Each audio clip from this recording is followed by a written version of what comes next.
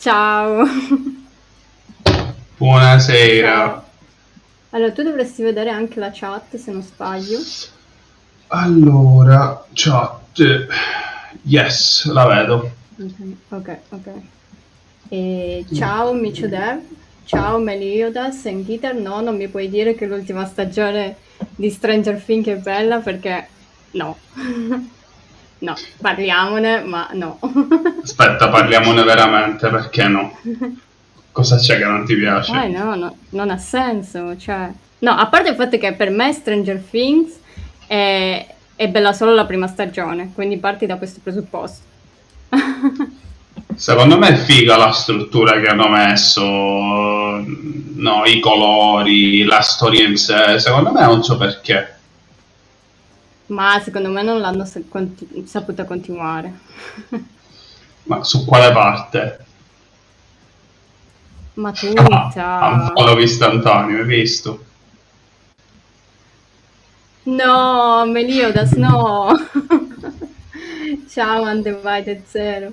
No, Meliodas, non puoi unfollowarmi. Poi come faccio senza le tue canzoncine? Adesso è Natale, quindi non le sto mettendo, però, cioè, lo sai. Allora, niente, oggi la telecamera. Ok, perfetto. Ma tu che sei una master, ma non si possono mettere i background? E non ne ho idea. Che bello, bellissimo. Comunque, Non ne ho proprio idea. Però se c'è... No, forse ancora non c'è, perché sicuro Only Pizzetta lo sa. Lui sa tutto di Twitch. Se se vuoi mi vuoi mi dovrei dovrei così. costringere Se potrai con i tuoi psichici. poteri psichici. Non posso, siamo troppo lontani. Siamo molto. Comunque vi devo far vedere, il mio collega mi ha regalato questo. Super carino. Ti piacciono i Ma gatti? come? Sì, dai, non sono brutti. Però mi hanno regalato un sacco di cose. Anche questo mio collega mi aveva regalato anche questo. Beh, Tipo... è un Lego? Ah, mi sembrava un Sì, Lego. sì, è un Lego, l'ho montato ieri, super carino. E poi, ultima cosa, visto che all'albero vi avevo detto che mancavano delle decorazioni da Cherini, mi hanno regalato questo. Non so se si vede. È tipo, sono pezzi di, penso RAM, non lo so, che si montano. E c'è un Pac-Man. Non so. Hanno fatto vedere che in Indonesia praticamente raccolgono tutta questa RAM, no?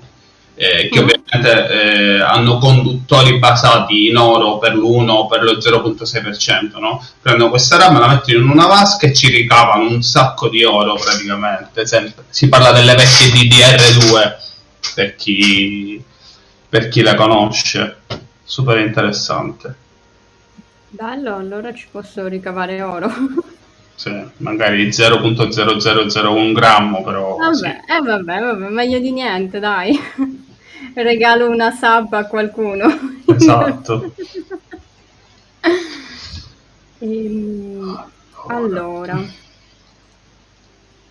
direi di iniziare. vai. Devo fare dei trick, però dovrei farcela stavolta. Sì, senza fare cose loschissime. E ovviamente, come, come sempre, mancano 14 giorni a Natale. Non so, Giuseppe, se tu sei un fan di Natale. No, io lo abolirei, però vabbè, per rendere felice qualcuno, quindi lasciamolo quest'anno, dai, non è... Però, scusate, mi sono ricordata adesso che non ti ho presentato. Proprio io sono andata sparata. Va bene così, questa volta ti perdono. Grazie, grazie.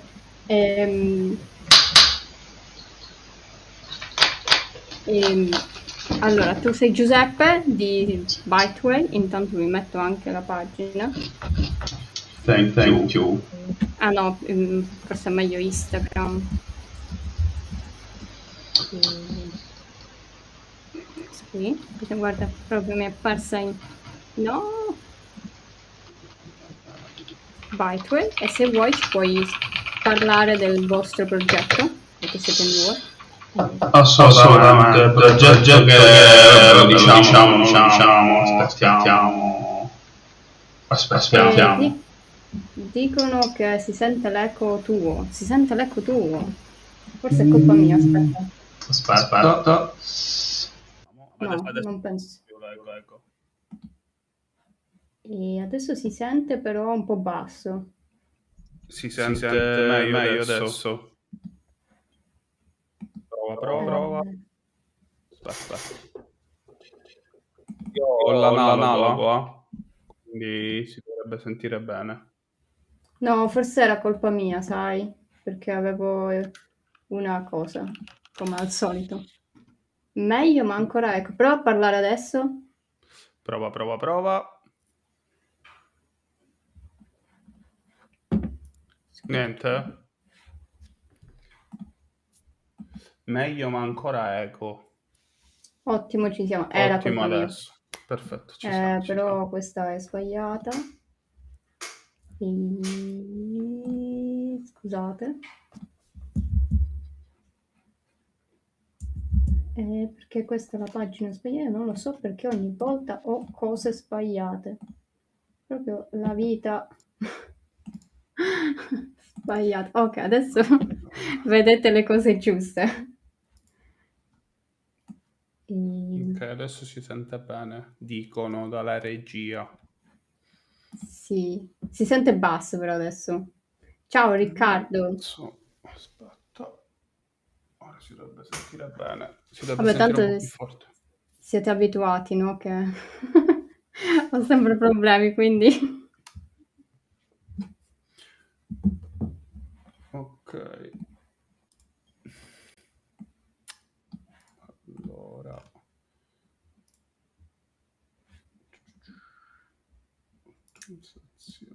Ok, perfetto. Allora, che dicevamo, Lia? E se vuoi dirci un po' della vostra pagina, più che altro. Sì, Byteway è nata a maggio del 2024 come canale di divulgazione tech. All'inizio è nato come canale di divulgazione in cyber security, ma siccome in Italia la cyber security non piace a nessuno, ci siamo allargati nell'ambito tecnologico, quindi parliamo di tutto quello che è tecnologico e divulghiamo a pillole, cioè significa che un video non dura mai più di 3 minuti, ma appunto tendiamo a spiegare le cose in maniera più preciso e non tecnico possibile. Detto questo, cerchiamo altri divulgatori più tecnici che ovviamente che lavorino nel campo e siano del campo, e siamo cresciuti davvero tanto, abbiamo raggiunto quasi i 3500 follower in qualche mese e dai, speriamo di allargarci e da quanto ho visto siamo gli unici che divulgano nell'ambito tech, almeno su Instagram, poi su YouTube è pieno, ma su Instagram comunque siamo davvero pochi. Bene. Quindi sì, come dice Meliodas in Guitar, less is more, confermo. Però è vero, sta andando di moda ora la cyber security. Quindi, insomma... Ma questo è pure un problema, non pensi? Cioè, va bene che fai diventare qualcosa una moda, ma una cosa è farla diventare una moda, una cosa è capirne. Vabbè, questo sì, però tipo molti fanno bug bounty, adesso col bug bounty c'è stato uno scoppio con con la cyber security, quindi immagino che chi fa bug bounty ne capisca. Sì, no, guarda, io non dico che ovviamente siamo gli unici a capirne, assolutamente no. Però, per esempio, io sono nel campo da quasi 5 anni, bug bounter ne ho visti 0 in Italia. Cioè, io non conosco bug bounter in Italia. No, ci sono. Cioè, dici tu freelancer? No, che lavorano pure per aziende. Ok, allora è diverso. Io parlavo di appunto freelancer che facessero solo ed esclusivamente bug bounty, no? Ah, vabbè, quello non lo so, però è difficile perché effettivamente ehm, non è uno stipendio assicurato. Sì, però se Quindi, sei bravo, ci siamo, cioè, nel senso... però c'è adesso da un annetto, credo, è nata una piattaforma di bug bounty italiana. Quindi, insomma, magari le cose si stanno muovendo. Allora, io penso che sia, appunto, rimanendo in ambito cyber security, simmetrica la cosa, no? Cioè, se le aziende non pagano, o pagano 2 volte l'anno per fare security assessment o vulnerability assessment nei loro applicativi, come fa a viverci un bug hunter facendo 2 assessment, 2 assessment all'anno? No, vabbè, bug bounty comunque vai in piattaforme dove ci sono anche aziende americane, aziende Sì. di tutto il mondo, quindi lì poi hai più aziende. Ma in Italia c'è doppia tassazione, te lo dice uno che ha lavorato Sì. sia a Londra che... Infatti bello, bravo che ne hai parlato perché è interessante, che qualche volta ho parlato dell'immigrazione, no? E di che uno se ne va, quindi puoi dirci anche la tua esperienza. Tu mi hai detto che hai fatto, mi pare, 2 anni in Florida e e 10 in 10 in Inghilterra, sì, sì. Inghilterra, sì. E poi Eh, adesso sei tornato. sì, In Italia. mi forcano tutti. Perché sei tornato? Tu non devi tornare? L'Italia è bellissima, io lo dico sempre. Il problema è la burocrazia. Mio padre dice sempre in Italia se hai una soluzione, hai 100 problemi. È la verità. Cioè, Addirittura. è un paradosso, però che è vero, no? Dici, tu hai la soluzione, però ci sono altri 100 problemi. Sì, il fatto non è che non c'è il lavoro, Elia, secondo me. Il lavoro c'è. Il fatto è la posizione in cui ti mettono se fai il lavoro che ti piace, magari dall'estero, no? Perché se tu lavori come un mio collega per l'Amsterdam, no? Per una compagnia olandese e prendi tot K, paghi il 65% di tasse perché metà li dai all'Italia e metà li dai in Olanda. Certo, sì, la doppia tassazione, sì, sì, questo sì. Però, oddio, però se ti apri la partita IVA, Il regime come? forfettario e se superi gli 85.000 ti tagliano la testa. Ah. Vabbè, Non lo dico insomma, io, purtroppo l'Italia è questa, però se uno ci sa fare, si guadagna comunque. vabbè, però comunque almeno nella sicurezza informatica c'è il lavoro, cioè comunque ci Sì, sono sì. tante aziende. Poi che magari non fai proprio quello che ti piace, nel senso che non hai tanta variazione di lavori, questo sì, perché magari ti ritrovi a fare solo penetration testing web, come a me, come io adesso. Fai Cioè. solo web tu?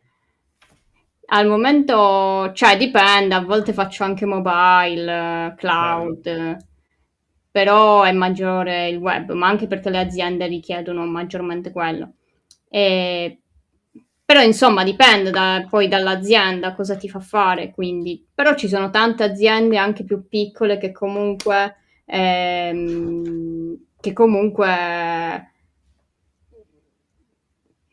sono buone aziende, ecco, ci sono anche brava gente e anche competente. Sì, no, guarda, io ho lavorato con gente veramente geniale, ok? Il problema non è l'individuo geniale, perché in Italia obiettivamente siamo molto intelligenti, noi italiani ci distinguiamo per questo. No, mi permetto di dirlo perché è vero, le migliori menti anche fuori, anche io che ho vissuto a Londra, il mio capo una volta mi disse, mi ha operato il cuore, al cuore un italiano, no? A me venne da ridere perché ci formiamo qua, cresciamo qua e poi andiamo via perché non Mm. abbiamo opportunità. Il problema non è l'individuo che è geniale, il problema è che è l'ambiente che lo rende marcio. Sì, sì, poi dipende, cioè io dico sempre di non fare un'erba un fascio, però sì, cioè ci sono alcuni ambienti, ne parlavamo anche una volta in live, che comunque sì, non sono proprio belli da da lavorarci, ecco. Io sono stato fortunato, ho colleghi molto bravi, momentaneamente in azienda mi trovo bene, quindi ripeto, molte aziende sono purtroppo brutte, alcune sono tranquille, in tutti i posti al mondo è così, quindi ecco. Sì, poi trovi gente brava in Italia, gente brava all'estero, come gente anche non brava in Italia, ma anche non brava all'estero, quindi cioè poi tutto il Il mondo mondo è è paese. paese. Esatto. Esattamente, esattamente. Ehm, Però sì, il lavoro c'è in Italia, in cyber. mh. Il problema è che va diminuendo per i junior. Sì, è vero, quello sì. Per chi vuole entrare sto vedendo che è abbastanza difficile, Sì. perché boh, non lo so se è perché ce ne sono già tanti e quindi le aziende cercano persone con più esperienza o se boh, non lo so. Guarda, io non voglio dire la classica frase è l'intelligenza artificiale. No. Boh, Mm. non lo so, nella cyber mi sembra un po' Vabbè, ci sono i avanzato. SIEM, ci sono i SIEM, ci sono i log management. Eh vabbè, però i pen test ancora siamo un po' lontani. Però se hai usato Nessus, sai già che Ho capito. comunque io per esempio lavoravo su una web application 2 giorni fa, avendo già lo scan di Acunetics e di Nessus, e sono riuscito a bloccare appunto il caricamento di un'immagine, trovare la firma del caricamento dell'immagine, quindi in questo caso SVG o PNG, modificare il base 64, mettere un XXE e farmi dare l'ETC password dal server, no? Ovviamente questo Nessus e Aconetics non ci sono Mm. arrivati, però un junior non saprebbe dove andare a mettere mano, no? Quindi magari ti troverebbe la stessa cosa che ti trova Nessus. Sì, sì. Sì, no, vabbè, Ok, se prendi un junior chiaramente gli devi poi dare supporto, non è che lo puoi mettere lì a certo. fare test.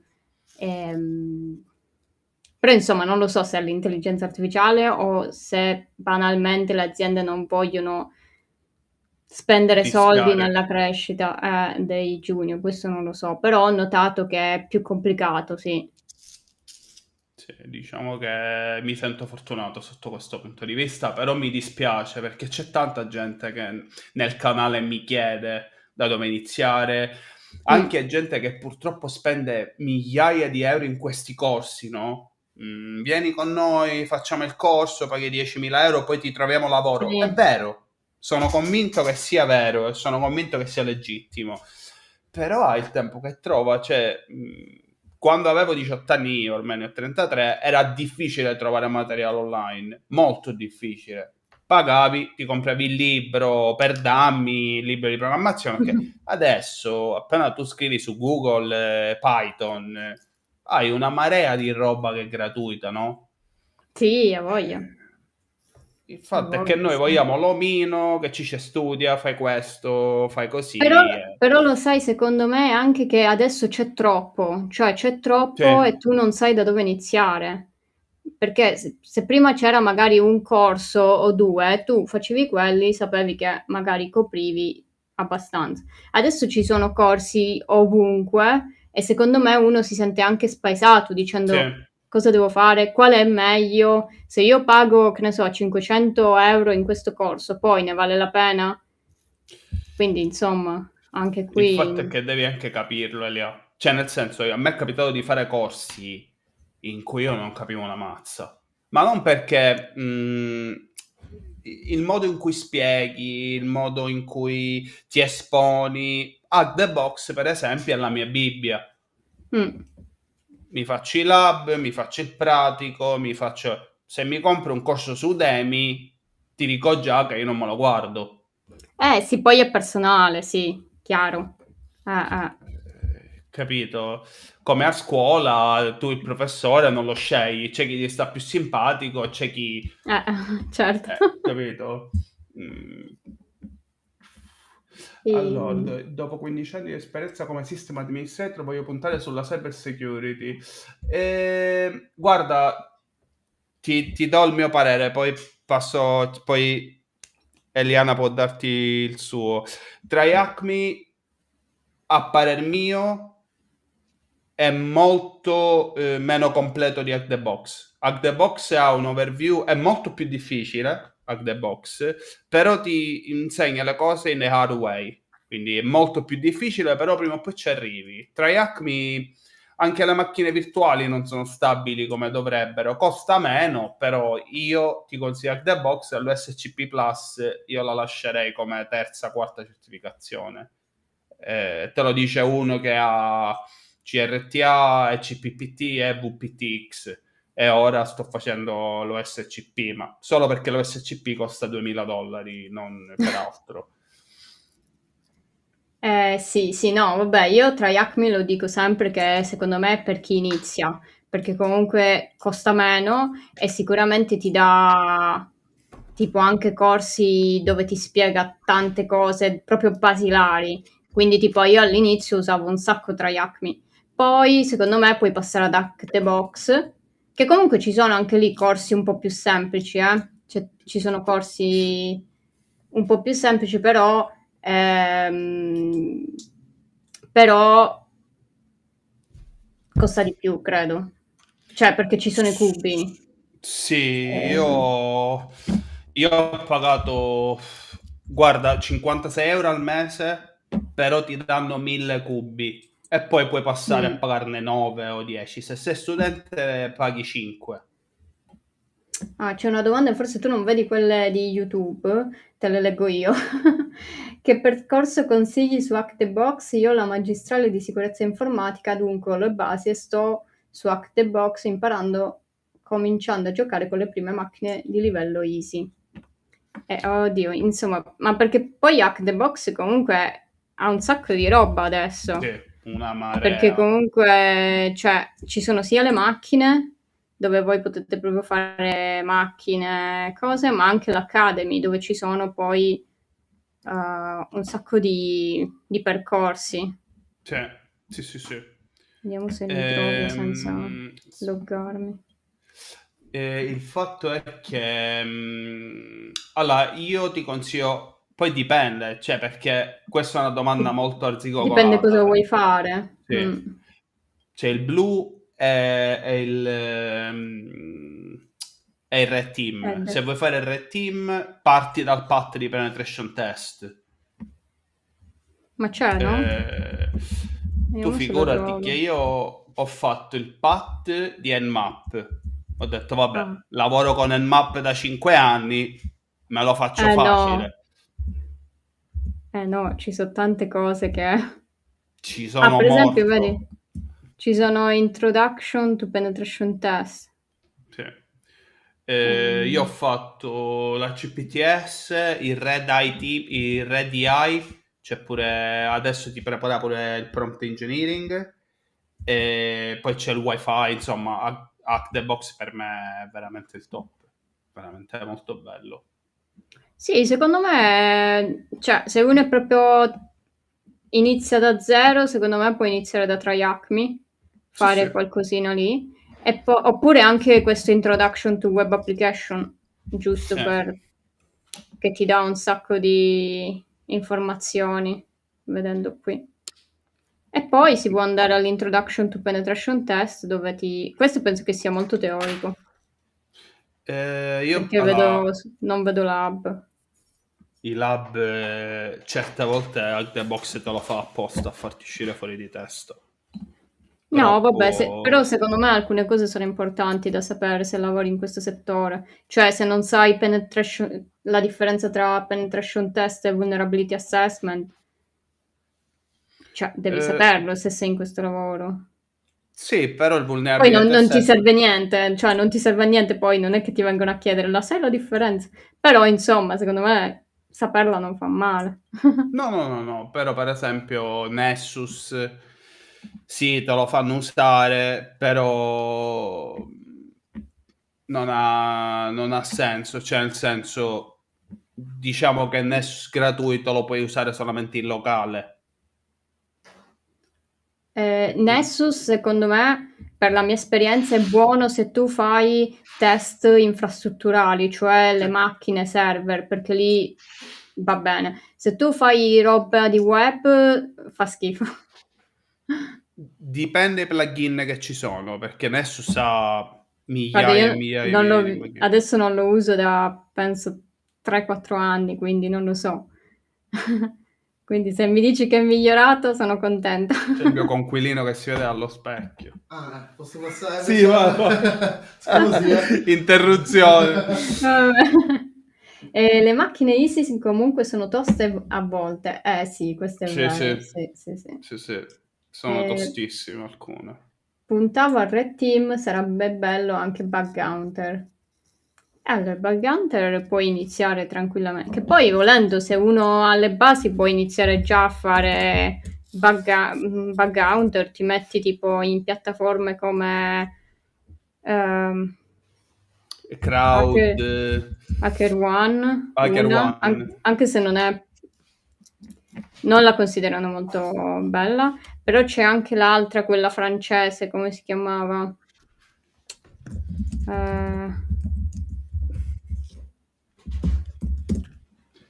Background o Background, Yes We esatto, Hack, quella là. Yes Sì, We sì. Hack anche. Ma anche Hack the Box sta cominciando a fare bug hunting, però c'è da precisare. Sì? Quando tu dici faccio penetration test, faccio il red team, faccio bug hunter, molte persone, soprattutto la classe più anziana, ti dice sono 3 cose completamente diverse. Quindi quando parli di red team c'è chi ti dice il red team è OSINT, no? E tu devi dire vabbè, ok. Vabbè, il Red Team include l'OSINT, in teoria.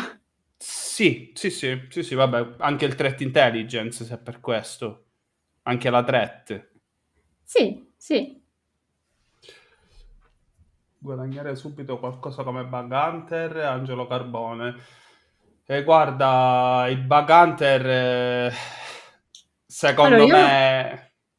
Vai, scusa. Vai, no, scusa, vai. No, io lo facevo, cioè, però lo facevo su un'altra piattaforma, che ora non ricordo come si chiama. Ve lo posso dire. Aspettate. Intanto puoi dire quello che stavi dicendo, scusa. No, dico, il bug hunting secondo me va fatto se sei un esperto. Cioè, nel senso, sì, lo puoi fare, però rischi di andare fuori scope, rischi di fare danni che non dovresti, di toccare cose che non dovresti, quindi io il bug hunting lo consiglierei solo ed esclusivamente a chi ha esperienza sul campo. Sì, no, io infatti sto dicendo se hai già le basi e capisci un po' come funziona il processo di pentest, secondo me lo puoi fare il bug bounty, perché comunque Sì. sai che c'è uno scope e per questo infatti ha senso che poi ho visto che c'è pure un corso sul bug hunter, su Hack the Box, quindi credo In che tutto dicano questo queste cose. c'è uno dei divulgatori di Byteway che è Riccardo Corna, che è un architetto Microsoft che ha fatto il video sul cloud sul nostro profilo, bravissimo, che vi invito a guardare. Ok. E comunque io facevo bug bounty per questi, sì, in Hacker Team, che però è chiuso, cioè dovete mandare il vostro curriculum e vi fanno poi dovete fare pure un video dove vi presentate, vi chiedono delle domande, però cioè non c'è una persona, ci sono delle domande, voi dovete rispondere, mandate questo video. Però secondo me il problema del bug bounty è che c'è tanta competizione, soprattutto se si fanno in queste piattaforme dove ci sono americani, è gigante la competizione. Oltretutto il problema è che se loro mettono un nuovo target, una nuova, diciamo, macchina da testare, un nuovo sito web da testare, e lo mettono con la time zone dell'America, praticamente voi lo avete la notte e io la notte dormivo e quindi la gente iniziava a testarlo e chiaramente poi, cioè, più che altro è che le cose che si trovano solitamente, le più semplici, venivano trovate subito. Quindi magari ci dovevi stare di più a trovare cose, ecco. Però fattibile. Sì, però direi, cioè nel senso, se tu vuoi vivere con quello, là diventa un po'... Cioè, o trovi il bug bounty che ti fa guadagnare i 10k immediatamente, oppure ne trovi tanti piccoli. Per esempio, parliamo di Active Directory, no? Se c'è un ambiente con delle Active Directory, là devi essere bravo, no? Là devi saperci fare, devi capire come funziona la struttura, il domain controller, Vabbè, insomma. certo, quello è già più articolato. Esatto. Quindi ecco, Comunque questa è quella italiana, la piattaforma italiana di Bug Bounty. dove l'hai messo? Non vedete? Nope. Sì, io lo sto streamando. Ah, ok, perfetto. Anche perché stavo streamando tipo da Sì, mezz'ora sì. così. Questa è la Ok. piattaforma italiana, ci sono i programmi. Insomma, potete provare. E per esempio dovete leggere bene la descrizione, le regole, perché se vi danno solo dei siti, poi non dovete testare altra roba. E oltretutto alcuni richiedono pure di cambiare alcune cose nelle richieste. Sì, anche Fast invece, dai. Sì, recentemente l'hanno messa, mi sa. Il fatto è sempre... Cioè, io sarò scettico, no? Però io ho terrore di aprirmi la partita IVA. Per me è un trauma, cioè io sono convinto che se me la apro faccio danni, cioè nel senso io devo stare calmo.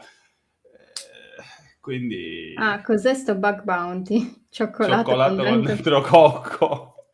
No, praticamente sono piattaforme dove voi potete hackerare siti, in questo caso, ed essere pagati se trovate vulnerabilità, chiaramente. Quindi, per esempio, questa qui, voi potete prendere il sito che hanno messo e cercare di hackerare. In caso, se trovate qualcosa, potete sottometterlo e se loro lo validano e non è un duplicato, perché molto spesso altra gente li trova prima, se non è un duplicato vieni pagato in base a dei...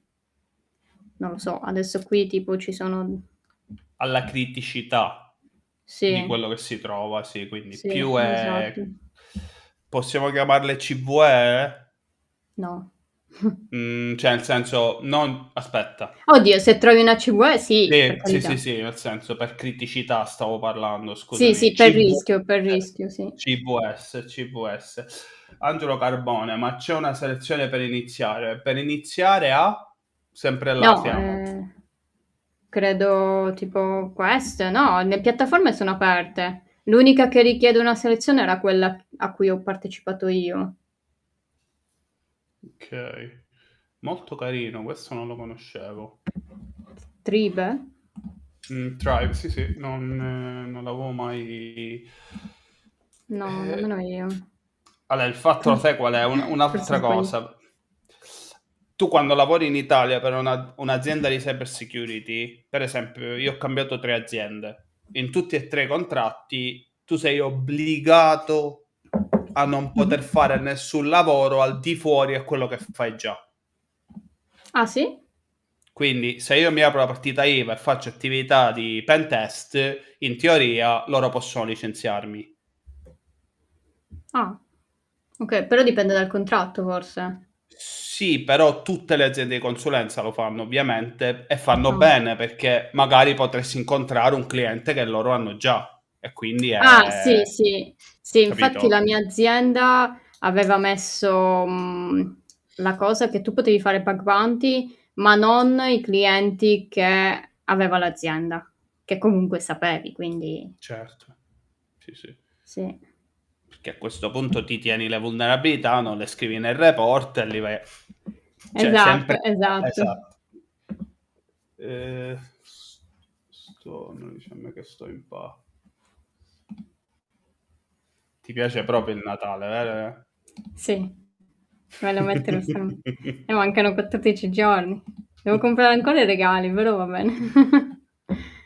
E va bene, iniziamo con le... No, di nuovo il countdown. Dark Corvo. Mi piace questo Dark Sì. Corvo. Sì. Sembra simpatico. Ah, comunque, visto che c'è Dark Corvo, vi volevo ringraziare per le sub e volevo ringraziare anche Olli Pizzette, che l'altra volta non me ne sono accorta perché chiaramente io sono terribile in queste cose, l'avete capito, però vi volevo ringraziare, insomma, non l'avevo fatto. E niente, è questo. E niente, iniziamo con le notizie super interessanti di oggi.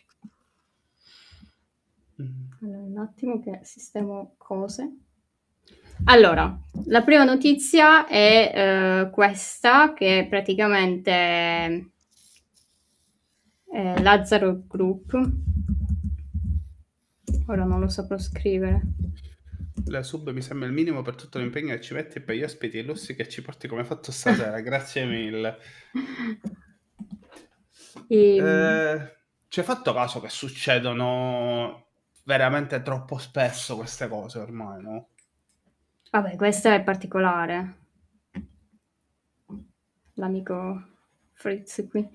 Però sì, nel senso, ultimamente ci sono un sacco di notizie. Cioè, io ho questo canale, no? Dove ho questo server Discord, dove ho questo canale notizie e impazzisce ogni volta. Cioè, ci sono sempre 300.000 notizie. E io ogni volta devo scorrere 300 ore per vedere tutte le notizie. Cioè, però è impressionante, cioè, veramente incredibile.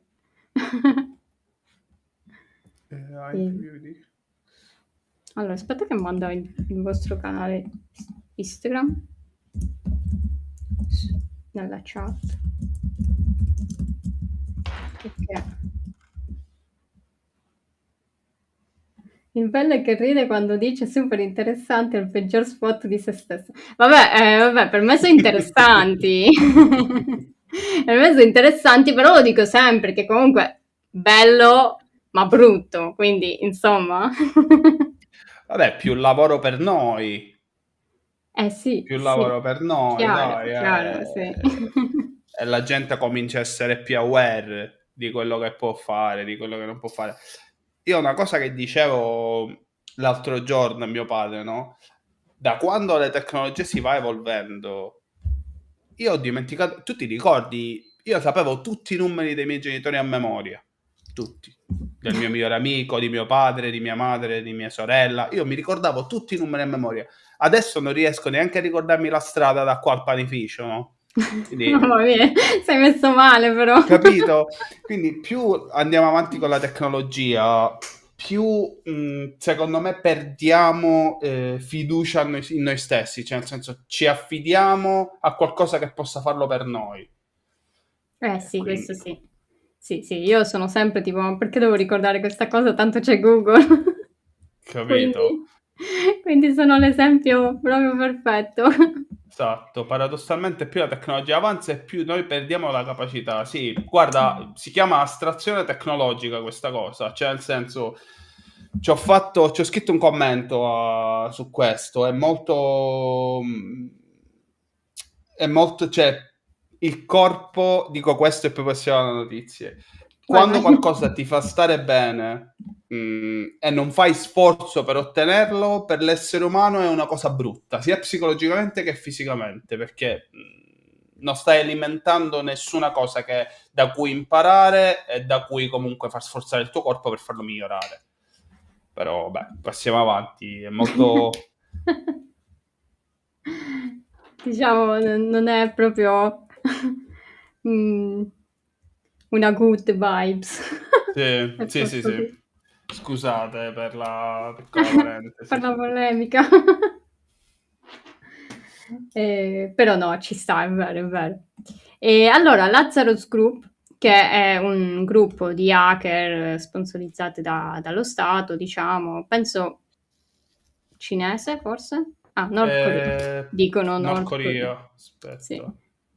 Sì. A Strong dice che ha collegamenti forti con la Corea del Nord.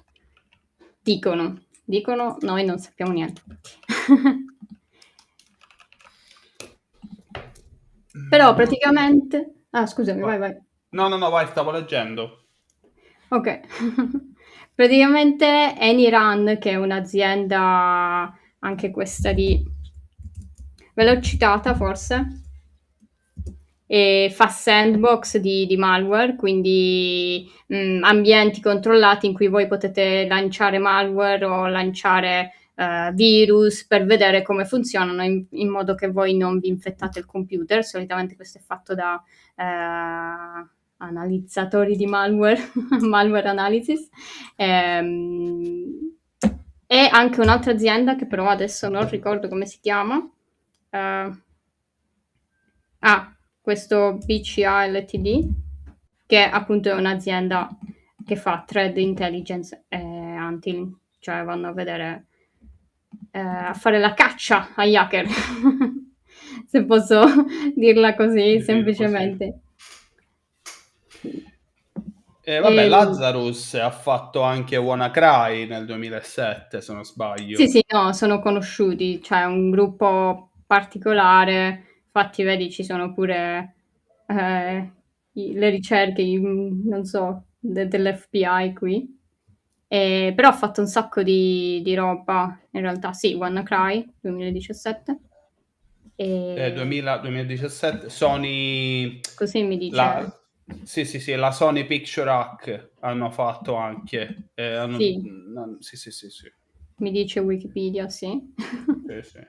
Beh, io sto andando a memoria, cioè nel senso loro sono... loro comunque hanno tantissime tecniche molto sofisticate, quindi sì, sarà sicuramente avranno sicuramente un aiuto governativo comunque, perché hanno un sacco di backdoor. Sì. E qui praticamente cosa hanno fatto? Loro hanno cercato di... Praticamente facevano questa cosa, loro cercavano di infiltrarsi in aziende occidentali per spiarle. Come lo facevano? Praticamente arruolavano sviluppatori o gente che magari voleva dei soldi un po' facili, dicendogli che facevano il lavoro loro. Praticamente questi sviluppatori che cercavano lavoro, che magari erano all'interno di aziende, collaboravano con loro. C'era anche scritto da qualche parte,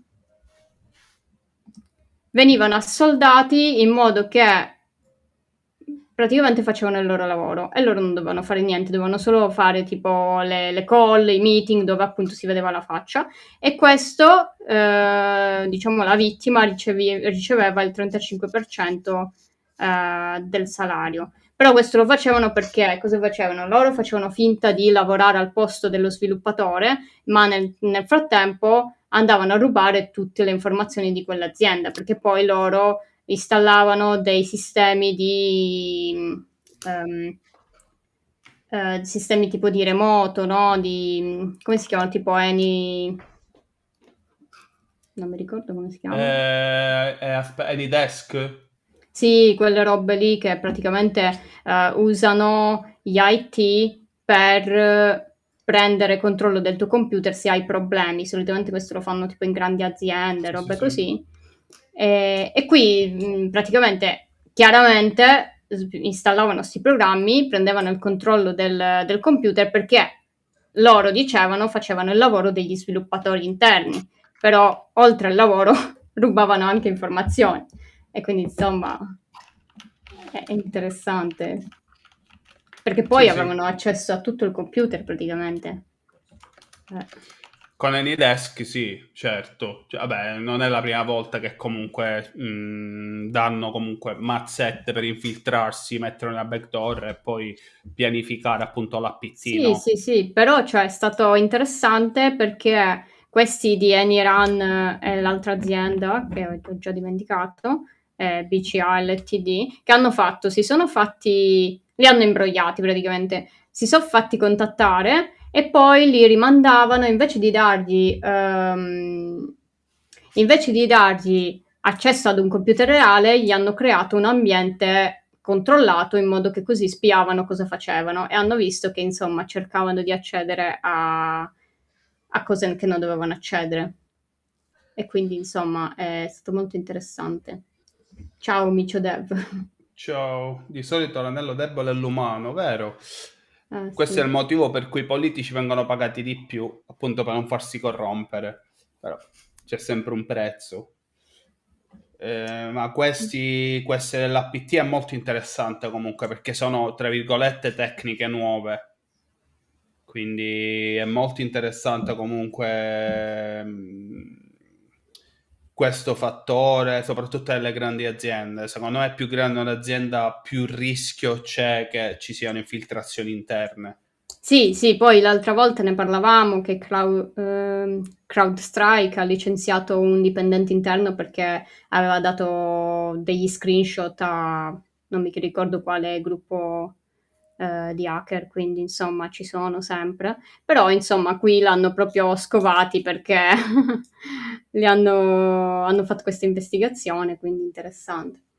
Molti di questi attacchi iniziano da un'identità compromessa, idea per il prossimo video Byteway, cos'è la MFA e perché aiuta a prevenire il 99% degli attacchi contro le identità.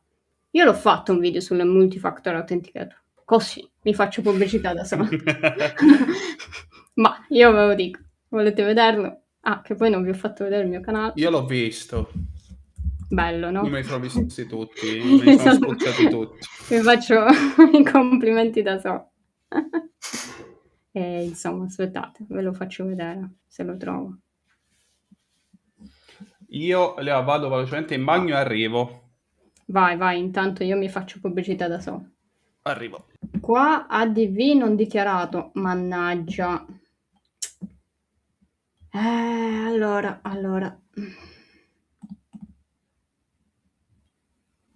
Allora, io li avevo tolti, però voi mi dite che ci sono ancora. Multata per autopubblicità. Ma come per autopubblicità? No, no, li ho tolti, li ho tolti. Non lo so, vi giuro che capirò tutto. Guarda, dopo Natale proprio sarò una persona nuova.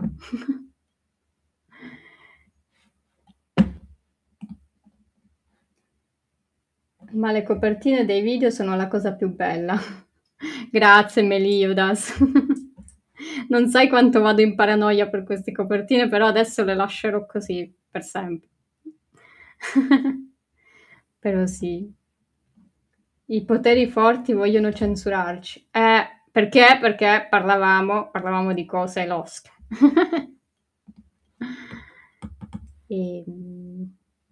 Eccoci qua. Allora, guarda, secondo me la tua grafica è bellissima. Cioè, La secondo mia me grafica. è veramente, veramente figa. Ah sì? Cioè, A me piace.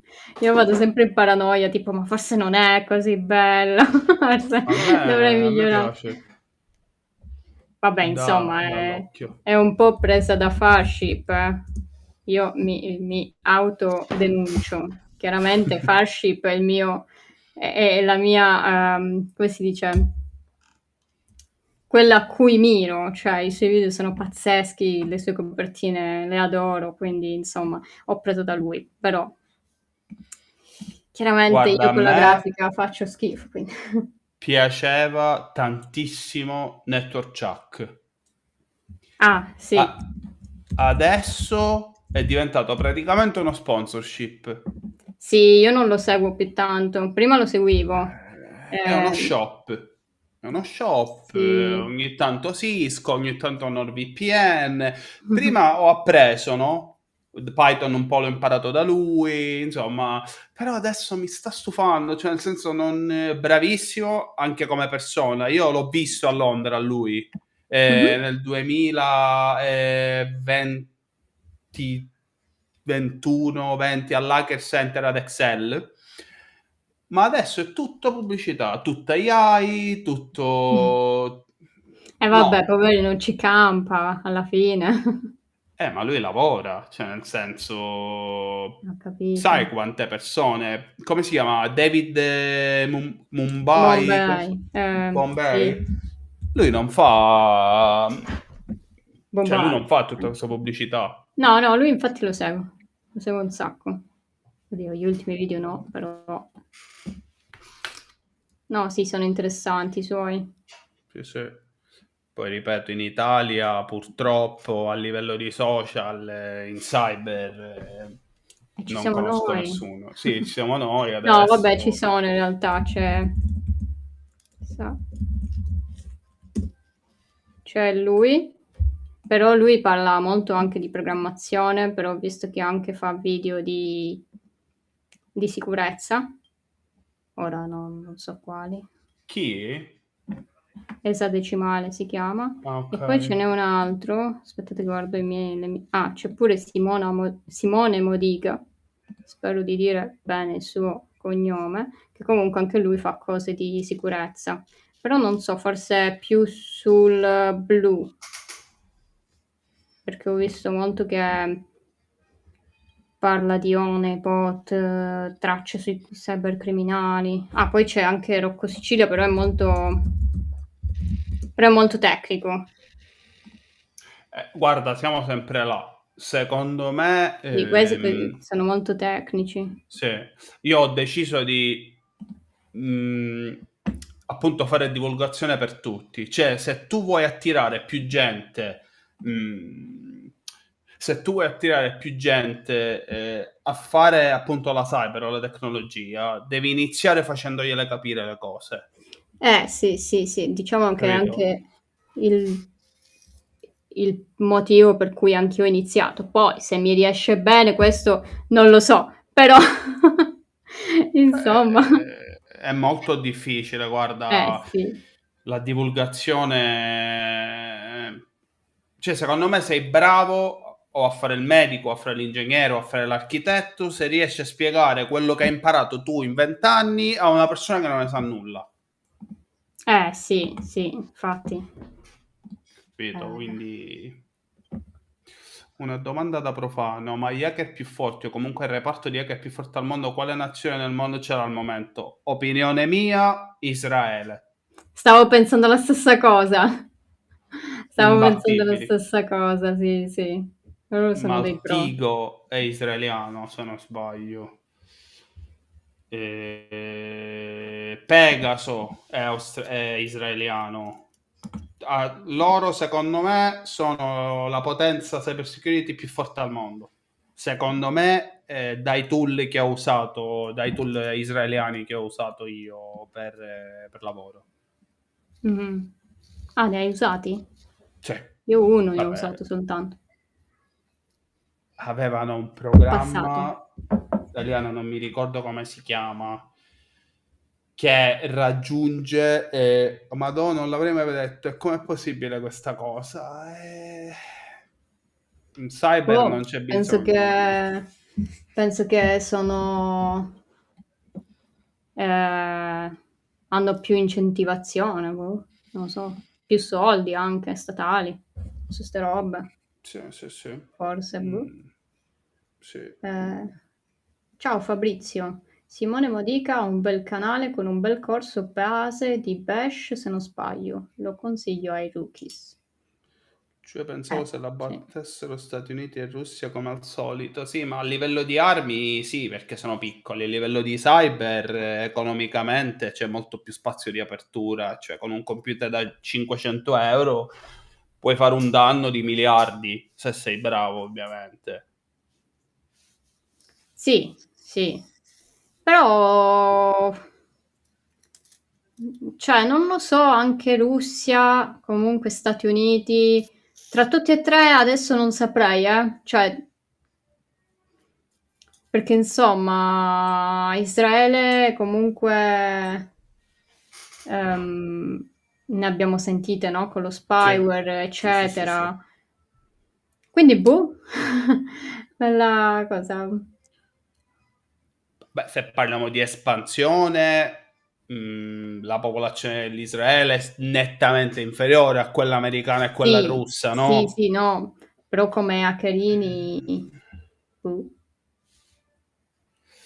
Come hacking probabilmente hanno dei training particolari, delle tecniche particolari, cioè insomma i tool israeliani ti posso dire per esperienza che sono i migliori. Poi, Ok. cioè no, nel senso ne ho usati migliaia, poi se parliamo dei tool di OffSec che sono americani, loro nell'ambito red teaming sono imbattibili, no?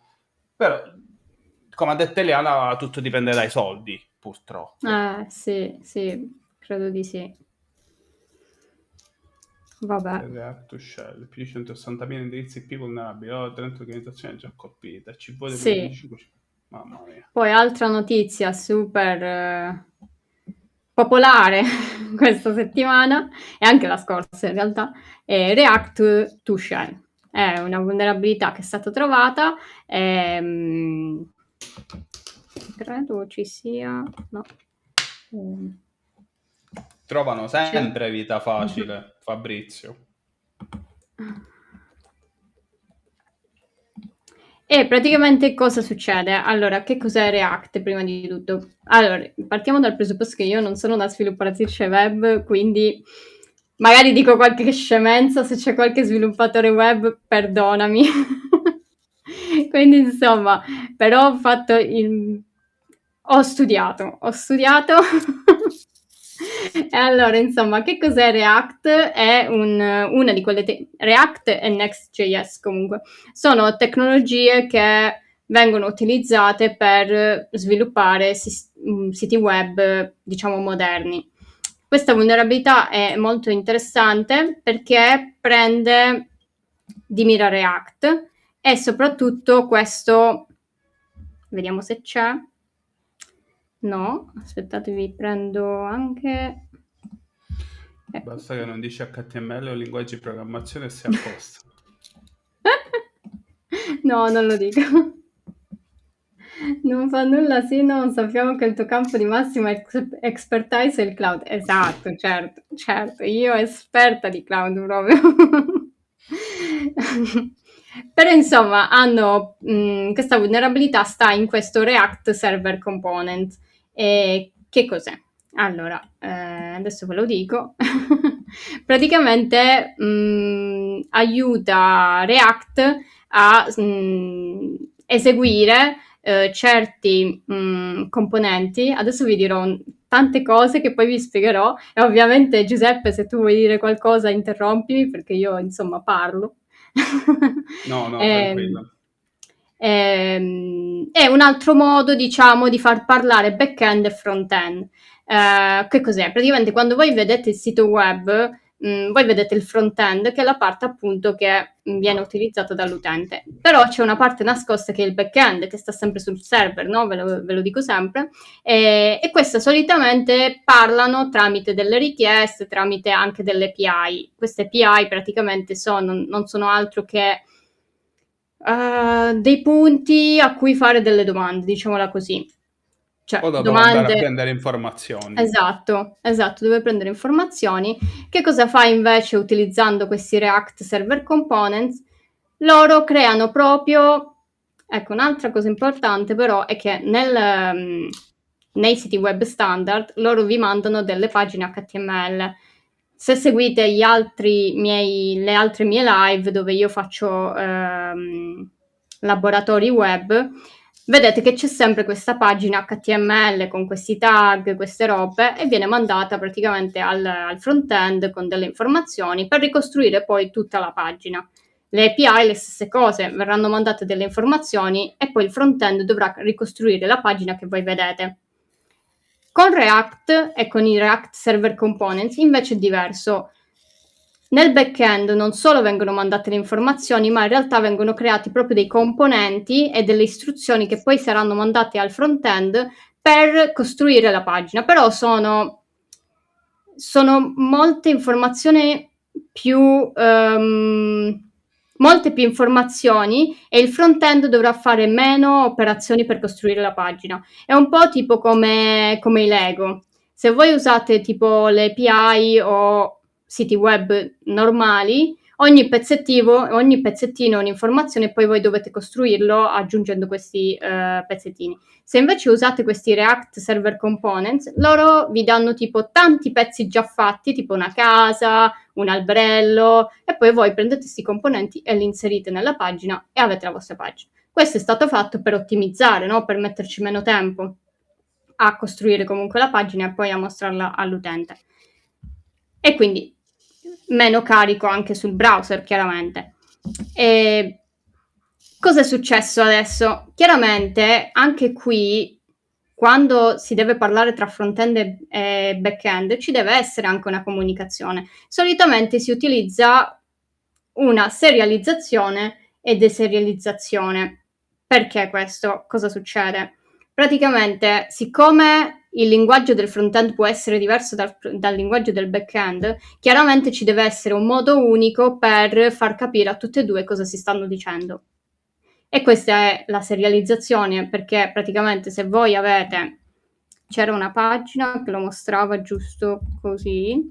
Se voi avete una roba tipo un'informazione del tipo... Forse... No, non c'era qui. Vabbè, un'informazione del tipo nome Cinnamon Sec.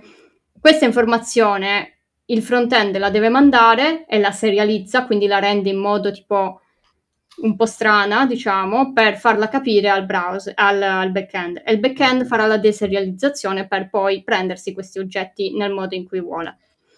Praticamente questa vulnerabilità sta proprio in questo mandare informazioni, perché se non è controllato, voi potete mandare informazioni che sono diverse ed eseguire dei comandi. In questo caso è successo proprio questo.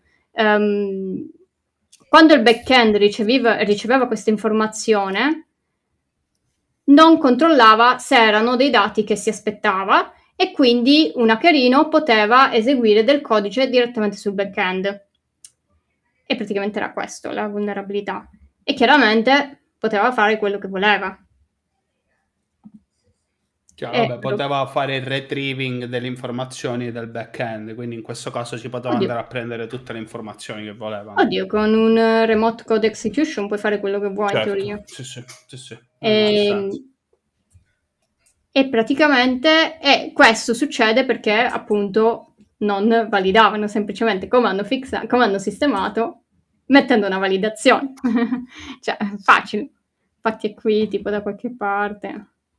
Quindi una parametrizzazione, in poche parole. Sì. No, andavano a vedere se tipo c'erano il modulo che si aspettava praticamente. Okay. Sì. Ora non andiamo nei dettagli, non è che ci Sì. interessa tanto. Però insomma l'hanno sistemata, però è interessante, no? Perché vabbè, questa diciamo è una vulnerabilità anche nota, no?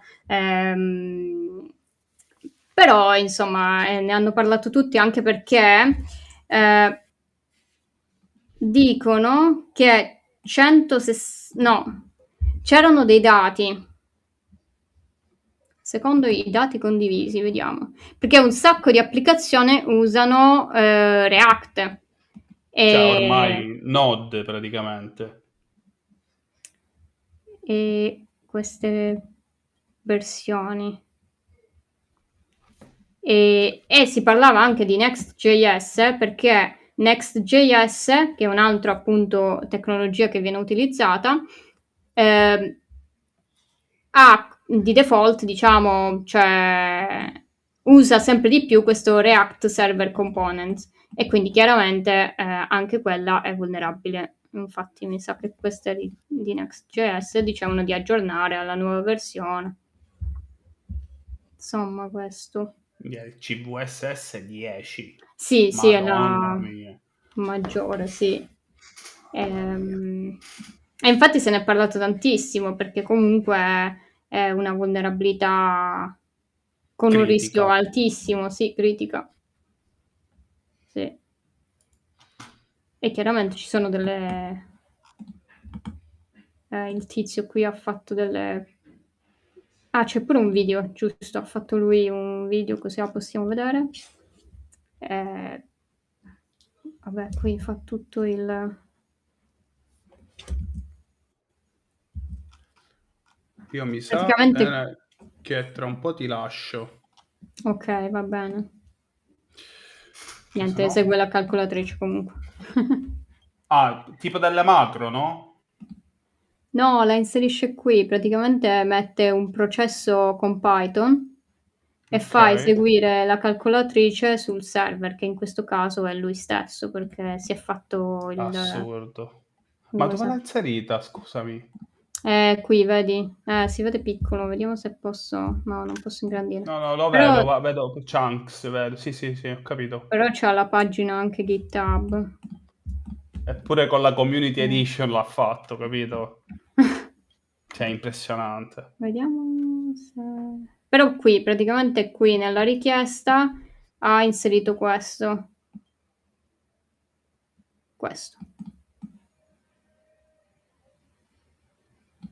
E qui questo è il solito... Che poi è anche proprio il solito payload che si usa in Python per fare per fare una remote code execution, perché ha eseguito semplicemente ha fatto semplicemente un processo con Python e ha fatto la calcolatrice, ha eseguito la calcolatrice.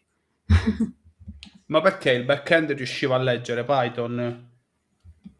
Sì, eseguiva a quanto pare tutto quello che diceva.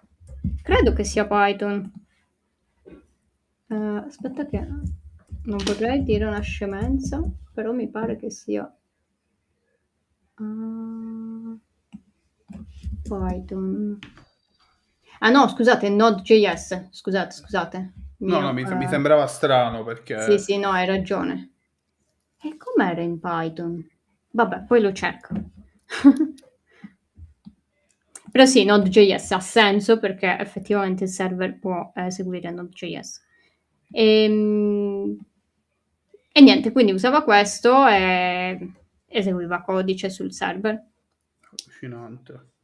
Questo è Sì, molto molto... bello. Cloudflare down. Mamma mia. Sì, prossima notizia che è relativa a questa praticamente. Perché? Perché Cloudflare era down il 5 dicembre? Perché praticamente per sistemare sta vulnerabilità hanno buttato giù un servizio.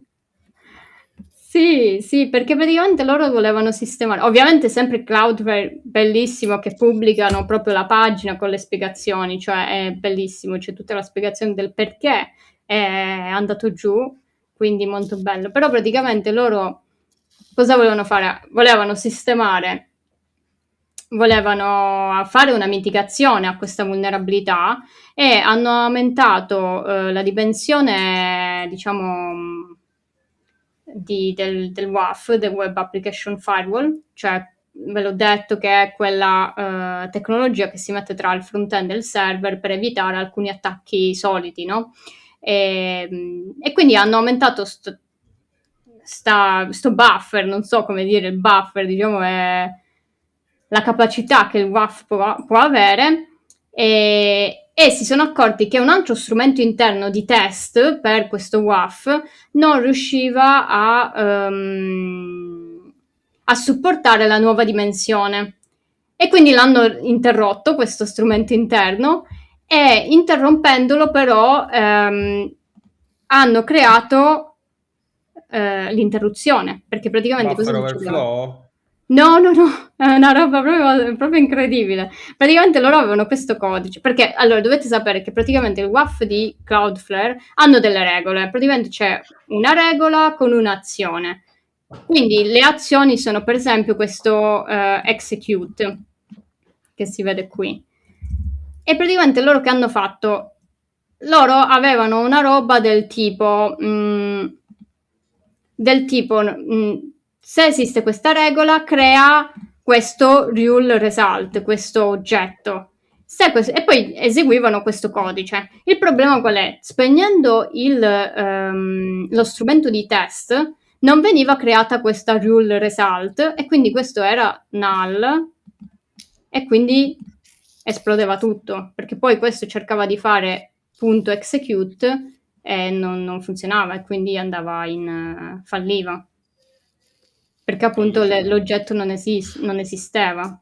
Perché cosa succedeva? Questo, evidentemente, questo strumento di test andava a vedere tutte le regole e se la regola esisteva, creava questo oggetto, diciamo questa cosa. E se questa esisteva, allora poi eseguiva questo. Però se non esisteva, non l'avevano mai provato e quindi l'hanno provato adesso. Ed è stato quindi per questo. È molto vasto questo ambiente comunque, lo va diventando sempre di più. Sì, chiaro. Chi è stato il buon samaritano che mi ha regalato la sub? Grazie a chi tu sia. Ma mi sono persa pure sta cosa, mannaggia, mi perdo tutto. Aspetta, però lo posso vedere. Così lo ringrazio. No. Allora, l'altra volta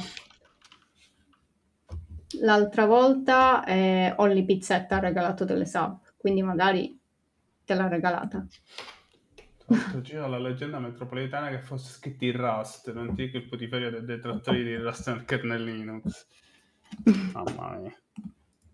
No, ma infatti questo comunque è un problema perché loro queste cose le hanno scritte in Lua, se non sbaglio, che comunque è un linguaggio di programmazione abbastanza vecchietto.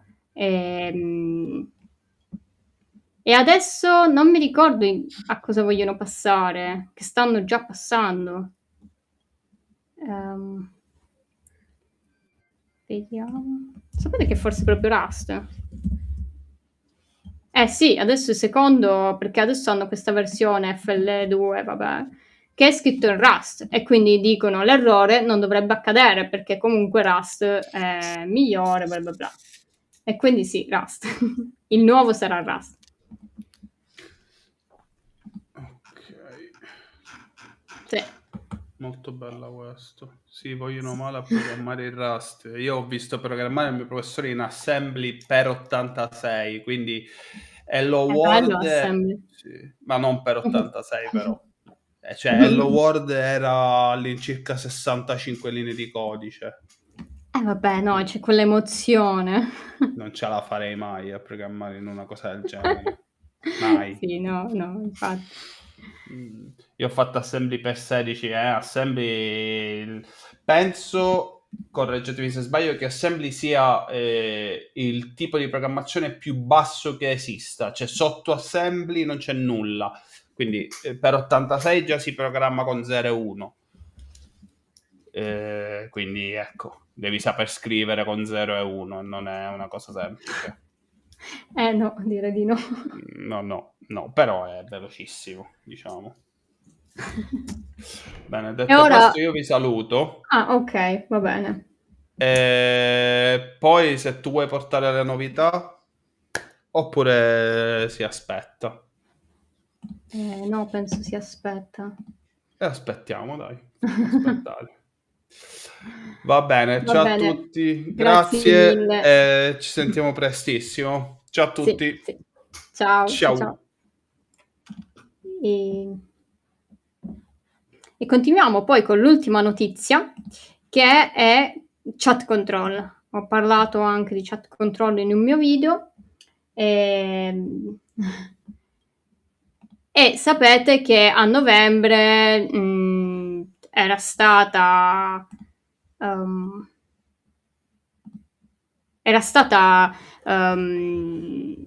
negata questa, anzi non negata ma posticipata il voto a questa, come si dice? A questa proposta. In realtà avevano votato, però poi molti paesi erano contrari e quindi era stata posticipata. Adesso cosa vogliono fare? Allora, il testo iniziale, non so se ve lo ricordate, però insomma richiedeva l'obbligo di scansione per tipo società come WhatsApp o Proton, di scansionare le comunicazioni private di tutti gli utenti, in modo da vedere se si parlava tipo di di cose di cui non si poteva parlare. Ed era appunto il CSAM, no? Quelle... CSAM, vediamo. Ecco, non so se posso dirla per YouTube, ho un po' paura della censura di YouTube, però la leggete, insomma. Ho un po' paura, non so mai cosa censurerà. Però, insomma, per proteggere i bambini. E poi molti paesi quindi avevano votato contro e si era posticipata. Adesso cosa vogliono fare qui? Infatti, questo articolo è di Patrick Breyer, che è un eurodeputato. E praticamente cosa vogliono fare? Invece di... vogliono fare 3 cose praticamente. Vogliono fare la scansione senza mandato, quindi aziende come Meta, Proton, eccetera, potrebbero scansionare i messaggi, però insomma solo se vogliono, non è proprio obbligatorio. E poi vogliono anche fare dei controlli dell'età. Abbiamo parlato un sacco dei controlli dell'età per i siti per adulti, per esempio, e qui la vogliono mettere anche per queste piattaforme, e anche vietare agli utenti minori di 17 anni, un po' come è successo in Australia, penso, recentemente. E quindi insomma qui parlano di pericoli nascosti, perché dicono il fatto che tu non lo rendi obbligatorio, stai permettendo a queste piattaforme di comunque violare la privacy degli utenti, e oltretutto non sai neanche che algoritmi usano, quindi potrebbero essere inaffidabili e quindi potrebbero esserci falsi positivi, cioè falsi allarmi, insomma. E il fatto del controllo dell'età, anche qui verificare l'età di ogni singolo utente, dovrebbero farti caricare un documento di identità, e anche qui, sempre come dicevamo, dove andranno questi documenti d'età, documenti di identità, sono protetti, non sono protetti, quale piattaforme dovranno usare per fare questo, non si sa. E in più il fatto di vietare ai minori di 17 anni l'uso di queste applicazioni, insomma, lui lo chiama arresto domiciliare digitale, che isola i giovani e non li aiuta a sviluppare competenze digitali, perché giustamente, cioè, poi qui torniamo sempre alla stessa cosa, no? Tu non puoi negare queste cose digitali agli utenti e anche ai giovani, no? Ma piuttosto dovresti insegnare loro come utilizzarli. E insomma, qui c'è sempre la solita polemica, quindi. Però insomma, adesso hanno riscritto questa proposta e il prossimo passo sarà la negoziazione con il Consiglio, credo, il Parlamento europeo, se non sbaglio. Ah sì, tra il Consiglio e il Parlamento europeo. Però insomma, comunque se uno va a vedere qui Fight Chat Control, ci sono comunque 23 stati che lo supportano, quindi non benissimo, però l'Italia si oppone, l'Italia è tra i 4 che si oppone a questa cosa, quindi bello, però comunque 23 la supportano. Quindi insomma l'hanno cambiata un po' giusto per minimizzare, però è sempre un po' problematica come sempre.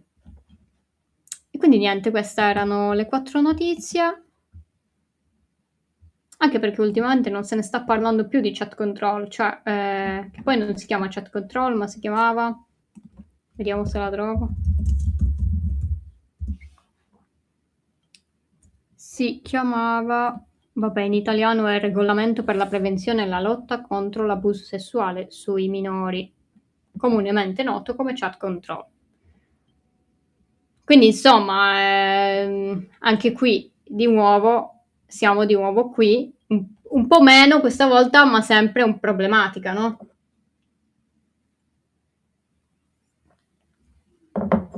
E quindi questo è tutto, con questa bella notizia. L'ho lasciata per ultima. E adesso di nuovo marchettina, chiaramente di me stessa, me la faccio solo io, anche se me la sono fatta prima. E sto preparando il nuovo video comunque.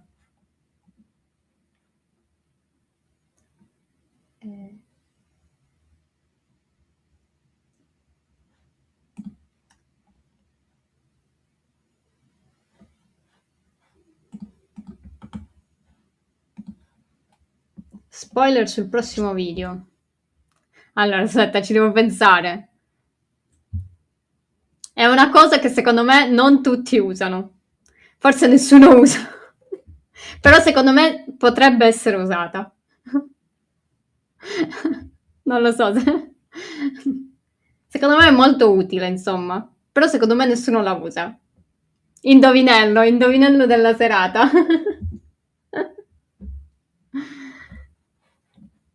E vi dirò, c'è anche qui una chiave privata e una pubblica. Dai, con questo proprio ho ridotto gli argomenti. Enigma più che indovinello, hai ragione. Cifratura. No, non è la cifratura. Era semplice se vi dicevo chiave privata e pubblica, cifratura, dai. È una tecnologia che si può usare.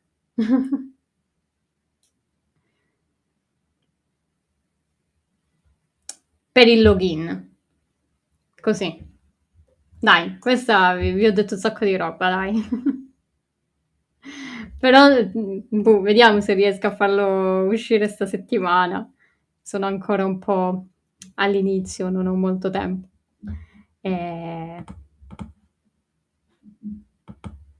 insomma, secondo me vi piacerà. Io me lo dico da sola, pure prima, bel video. Non lo so, me lo dico da sola. Vabbè. Però insomma, vediamo se uscirà. E questo è tutto. Spero che le notizie vi siano piaciute. Non lo so se le ho spiegate benissimo, però spero che le abbiate capite. Ed è tutto. Adesso vado a mangiare anche stasera. E niente, ci vediamo la prossima volta. E ciao.